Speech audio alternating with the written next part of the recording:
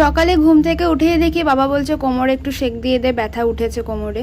তারপরে সেক ফেক দিয়ে নিজে ফ্রেশ হয়েই এখানে চা বিস্কিট খাওয়া তো ম্যান্ডেটারি, চা বিস্কিট খেয়ে দিদা দেখছি এখানে শনপাপড়ি বার করেছে, সেটা খেয়ে দে তারপরে স্নান বাগেরা তো করতেই হবে, নিয়ম আমাদের এটা প্রত্যেক দিনের প্রত্যেক জনের।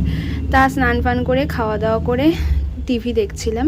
তারপর দিদা আমার পাশে শুয়েছিল, শুয়ে শুয়ে টিভি দেখছিলাম দুজনেই। তারপরে সন্ধেবেলায় চা বিস্কিট খেয়ে একটু কাজবাজ করে মানে দিদা একটু কাজবাজ করে বেরিয়েছিলাম রাতে হাঁটতে। দেখছো রাস্তা একদম ফাঁকা, তার মানে কটা বাজে তোমরা গেস করে বলো তো। তো যাই হোক, তারপরে দিদার সঙ্গে নানা ধরনের সুখ দুঃখের গল্প করতে করতে বাড়ি ঢুকে গেছি। বাড়িতে এসে বিছানাপত্র অলগোজ দেখে সব গুছিয়ে বুঝিয়ে আমরা সবাই একসাথে আবার গল্প করতে বসেছি। আর রাতের ডিনার আমারও হয়ে গেছে। আর এখানে মা বাবা খাচ্ছিল। আর এখানে আগের 500 টাকা আর এখনের 500 টাকা দেখো